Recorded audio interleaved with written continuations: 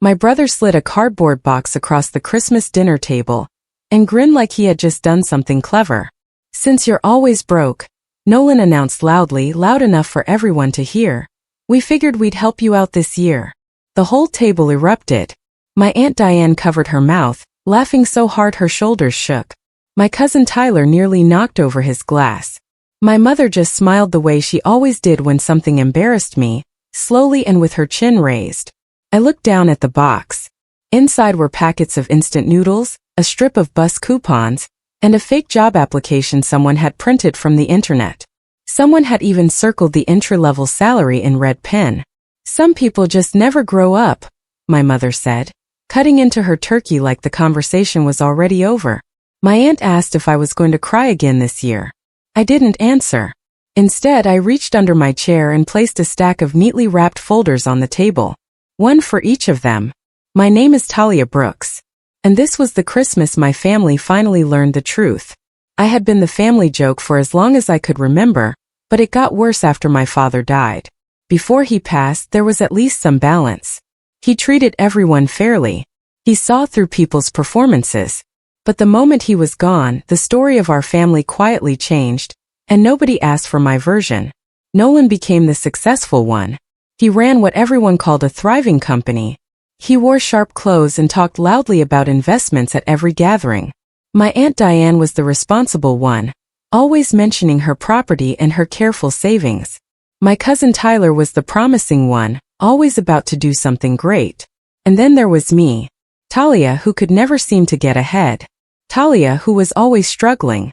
Talia, who made poor decisions and had nothing to show for years of work. Every Christmas dinner, every birthday gathering, every family barbecue, I was the punchline. They compared me to Nolan constantly. They offered advice I never asked for. They whispered behind my back and called it concern. What none of them knew was that my financial problems were not accidents. They were not proof of my failure. They were proof of theirs. 3 years before that Christmas dinner, I was sitting at my kitchen table late at night going through a pile of unopened mail. I had been putting it off for weeks. Life had been exhausting, and I was barely keeping up with the basics. But that night, something pushed me to sit down and face it all. Near the bottom of the pile was a letter from a credit bureau. I almost set it aside. Instead, I opened it. My stomach dropped. According to the report, I had an outstanding business loan of $70,000. The loan had been approved 18 months earlier. The payments were already 3 months overdue. My credit score had collapsed. I had been flagged as a high-risk borrower. I had never applied for a business loan in my life.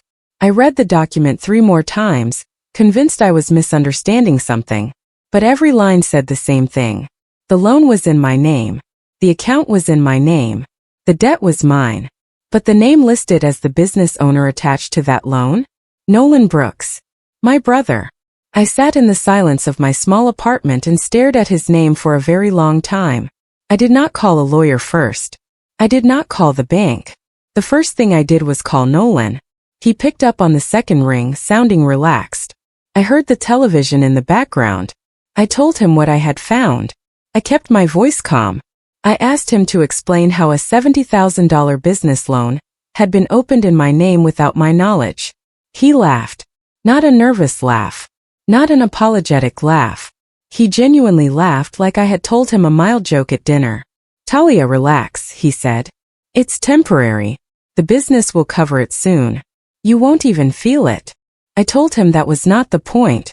I told him my credit had been destroyed. I told him I had not agreed to any of this. He told me to stop being dramatic. When I called my mother and explained what I had found, she listened quietly.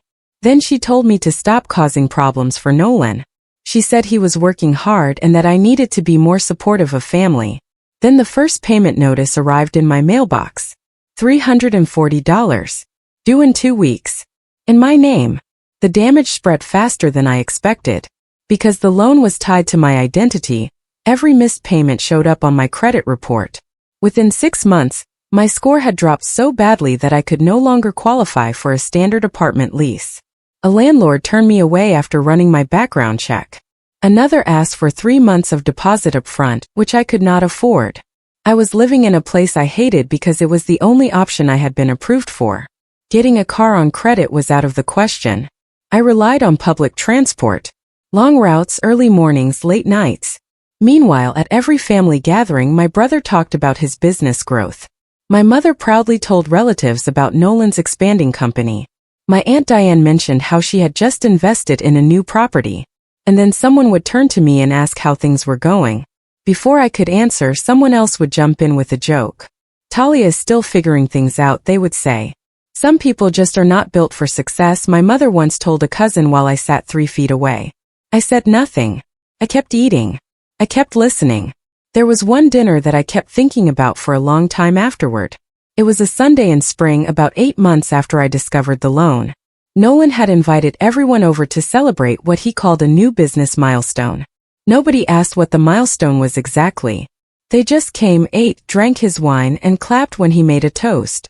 At some point during dessert, my cousin Tyler leaned back in his chair and said, loud enough for the table to hear, that I was probably living off instant noodles and hoping someone would spot me bus fare. Everyone laughed. Even my aunt. Even my mother. I looked around that table at every laughing face, and something shifted inside me. It was not just that they found it funny.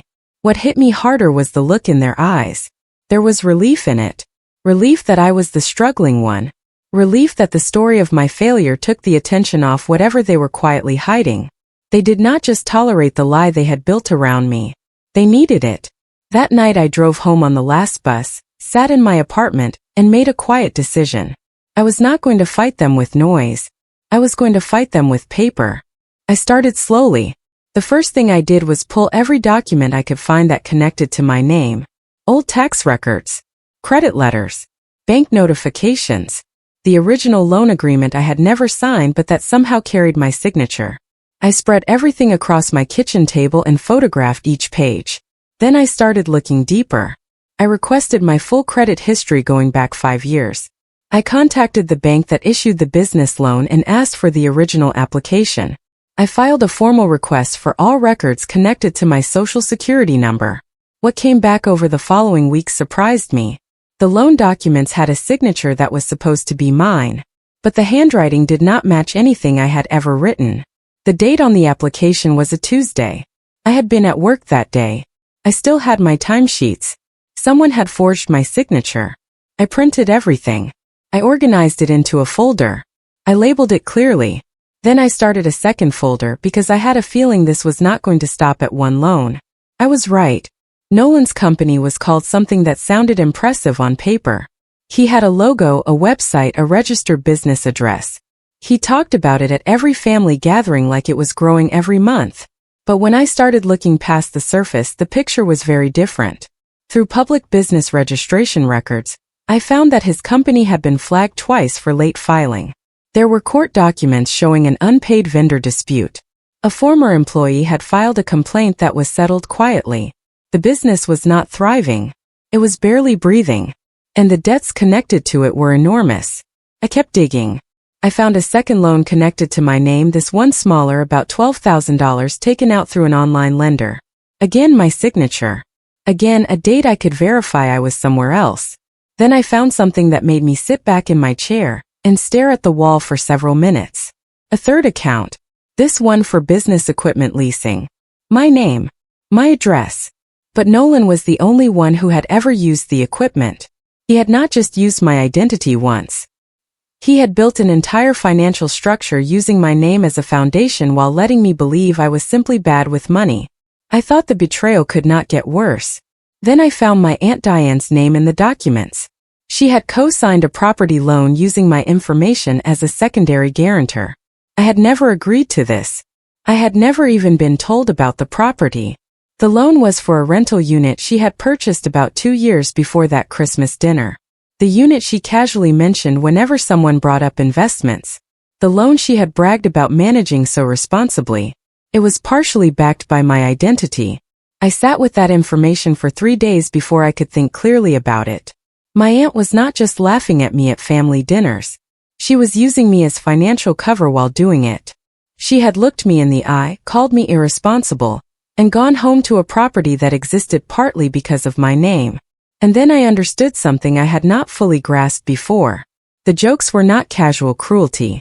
The mocking was not just a bad habit. They kept the story of my failure alive on purpose. Because if people believed I was the broke, irresponsible one, nobody would ever look too closely at the documents with my name on them. I was not the family failure. I was their cover story. My family was very good at looking successful. Nolan drove a newer car every 2 years. He wore clothes that cost more than my monthly rent. He posted photos from weekend trips and rooftop restaurants.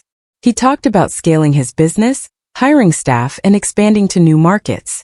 My Aunt Diane talked about her properties in the same way a collector talks about rare art. Casually, like it was simply something that happened when you were smart enough to plan ahead. My cousin Tyler was always on the edge of something big. A new deal. A new partnership. A new venture that was going to change everything. And my mother tied herself to all of it. She was the proud parent of a successful son. She had raised a family of achievers, she would say. Except me. But behind the vacations and the cars and the confident talk, the numbers told a completely different story. Nolan was juggling debts across multiple accounts. Diane had borrowed against properties she did not fully own. Tyler had credit card balances he was barely managing. And holding a large part of it together without knowing it was me. My name. My credit. My identity. While they called me the broke one. About a year and a half before Christmas, I sat across from a lawyer in a small office downtown.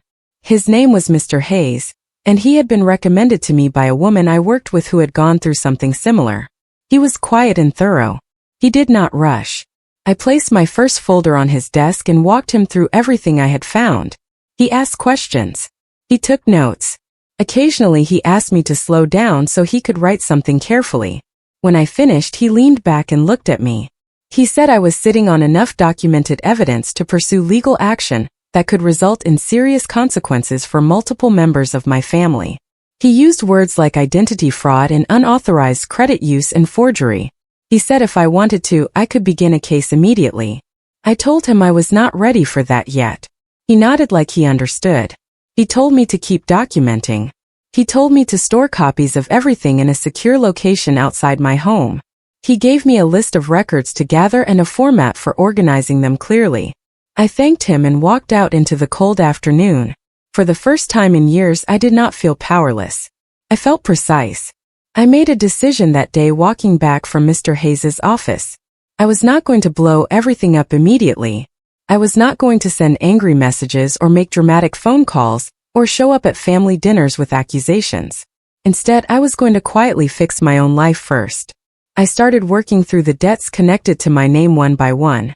It was slow. Some months I could only make the minimum payments. Some months felt like I was shoveling sand into a hole that kept refilling. But I kept going. I disputed the fraudulent accounts with the credit bureaus. I filed formal complaints, backed by the documents I had collected. Slowly, over many months, some of those accounts began to be investigated. My credit score began to recover. Not quickly. Not dramatically, but steadily. I also kept documenting. Every letter. Every bank statement. Every piece of paper that showed what had been done in my name. I organized them by date, by account, by family member involved. The folders grew thicker. My family continued mocking me at every gathering. I continued saying very little. I was not ready yet. But I was getting there. About 8 months before Christmas, I applied for a job I almost did not think I was qualified for. A mid-sized financial auditing firm was hiring for a remote research and documentation role. The job involved reviewing financial records, identifying inconsistencies, and organizing evidence trails for compliance investigations. In other words, it was exactly what I had been teaching myself to do for 2 years. I applied. I was honest about my experience. I explained the work I had been doing independently, without going into personal details. I framed it as self-directed financial research. They called me in for an interview. 2 weeks later, I got the offer. The salary was more than anything I had ever earned. It was not a glamorous title. I was not managing a team or giving presentations. I worked quietly from my apartment, reviewing documents, flagging irregularities, writing detailed reports. But the skills I was building every single day at that job made me even better at the work I was doing on my own time. I learned how fraud actually operates. I learned what evidence is needed to prove it. I learned the difference between what looks suspicious and what can actually be proven. And I kept applying everything I learned to my own folders. The family jokes did not stop. If anything, they got more confident. At a birthday gathering that summer, my mother told a group of relatives that I was still trying to figure out what I wanted to do with my life. I was 31 years old. She said it with a pitying smile, like she genuinely felt sorry for me. A cousin I barely knew asked me if I was still in that small apartment. When I said yes, she made a soft sound of sympathy and moved on to talk to Nolan about his latest business plans. Tyler once texted me a job listing with a winking face. Entry level. No experience needed. He thought it was funny. I responded with a thumbs up and went back to the financial audit report I was being paid to complete. What they did not know was that by that point I had already paid off almost half of the debt Nolan had created in my name. I had done it on my own without telling anyone, while working a job that required more skill and attention than anything my brother had ever managed. But I said none of that. I let them keep the story they needed. For now. I was going through a batch of older loan documents one evening, when I found something that stopped me completely. I had been organizing records by account type, trying to build a cleaner timeline, when a name appeared on a document I had not looked at carefully before. It was a loan taken out 3 years earlier, around the same time as the original $70,000 account. The name on the borrower line was not mine. It was my cousin Tyler's, and the cosigner listed below it was Nolan. But attached to the application was a copy of a financial reference letter. The letter was supposedly written and signed by a financial advisor. The phone number at the bottom of that letter was a number I recognized immediately. It was a number I had seen on multiple other documents. It was connected to an account that had been opened using my Aunt Diane's address. I pulled up the records I had already organized for Nolan, then the ones for Diane, then the ones I had just started building for Tyler. And I saw it. Nolan had not just used my identity. He had pulled others in as well. Different names, different accounts, different loans, but the same pattern, the same fraud, just much larger than I had realized. It took me several nights to map the full picture. I spread everything across my kitchen table. I used sticky notes and colored markers to connect names to accounts to dates. I drew lines between loans and signatures and addresses. By the end of it, the table looked like something out of a crime investigation. Because that is essentially what it was. Nolan was at the center of everything. He had taken out loans in multiple names.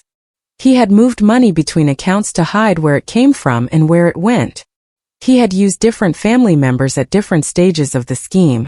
My Aunt Diane had co-signed on at least 2 transactions she had quietly profited from. My cousin Tyler had been involved in moving funds, though whether he fully understood what he was doing, I was not certain. And my mother knew. I did not have a document with her signature on a fraudulent loan, but I had emails. I had a text message thread I had screenshot years earlier where she told Nolan to handle things quietly before I started asking questions. She had known what he was doing with my name. She had told him to keep it quiet. The perfect family was a house of cards. And I had every card documented. After I saw the full picture, I went very quiet for about a week. Not angry. Not panicked. Just still. I went to work. I came home. I cooked simple meals. I went to bed at a reasonable hour. I did not talk to anyone in my family. I did not respond to the group chat when Nolan sent a photo from some event he was attending. I was thinking. The options were clear. I could go to the authorities immediately with everything I had. Mr. Hayes had already told me the evidence was strong enough. I could file reports, launch formal complaints, and let the legal process take over. Or I could do something that required more patience but would be more precise. I could give them the truth directly, not through a courtroom, not through a news story or a public confrontation, but face to face at the one event where our family was always fully gathered. I could wait for Christmas, not because I was afraid to act sooner, not because I needed more time to prepare, but because I wanted them to understand exactly who they had underestimated. And I wanted them to understand it while looking me in the eye. I chose Christmas. Over the next few months, I built the folders. I already had most of the documents organized from my earlier work. Now I went back through everything one more time, this time specifically sorting each piece of evidence by person. Nolan's folder was the thickest.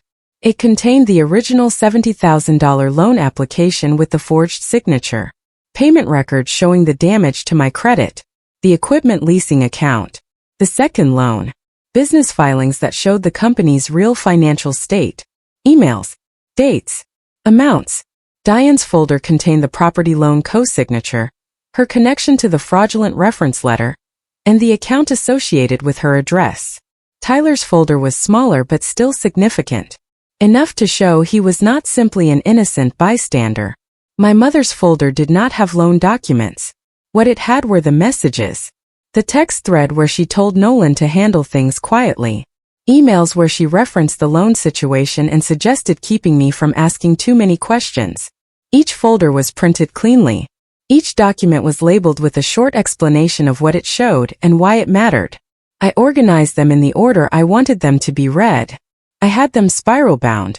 Then I wrapped each one in plain brown paper, like a gift. My mother called 3 weeks before Christmas to remind everyone about the annual dinner. She did it the same way she did every year. A phone call to each person, cheerful and organized, confirming the date and asking what dish everyone was bringing. When she called me, she used her warmest voice. She asked how I was doing. She asked if I was still in the same apartment. I told her I was fine. I said I would bring something for dessert. And then she added, with that familiar brightness in her voice, that everyone should bring gifts this year. Nothing expensive, she said. Just something thoughtful. I told her I already had something planned. After we hung up, I sat for a moment with the phone in my hand. She had no idea. None of them did. To them, I was still the same Talia. The struggling one. The one who needed charity boxes and sympathy and jokes at her expense. They expected me to walk through that door the way I always had, quietly, hoping not to be noticed too much, absorbing whatever was said and going home feeling smaller than when I arrived. For the first time in years, I was looking forward to Christmas dinner. The week before Christmas, before I did anything else, I called Mr. Hayes. I told him what I planned to do at the dinner. I explained that I was not going to make legal threats or hand over evidence to authorities that night. I was simply going to give each family member a copy of what I had gathered, let them see it, and make one thing clear. I was no longer available to be used, and if my name appeared on anything connected to any of them ever again, everything went straight to the authorities. He listened carefully. Then he told me to bring nothing to that dinner that I had not already stored elsewhere. I told him copies of every document were already saved in 3 places. On a secure cloud account, on an external hard drive stored at my apartment, and in a sealed envelope with his office, along with a signed letter outlining everything and authorizing him to act if anything happened to me before or after the dinner. He said that was thorough. I told him I had learned from good people. He almost smiled. I packed the folders into a bag the night before Christmas, laid out my clothes, set my alarm. I slept better than I had in years. I arrived at my mother's house exactly on time. The table was already full. Nolan was holding court at the far end, talking about a new contract his company had supposedly just landed. Diane was beside him, nodding. Tyler was on his phone but looked up when I walked in. My mother greeted me at the door with a hug. She smelled like the same perfume she had worn my whole life. She looked at me the way she always did, scanning quickly, assessing. I smiled, set my bag down, and took a seat near the middle of the table. Dinner was served. The conversation moved the way it always did. Nolan's achievements, Diane's properties, Tyler's upcoming plans. I ate quietly. I responded when spoken to. I did not volunteer anything. Then, halfway through the meal, Nolan grinned and slid the cardboard box across the table. The instant noodles.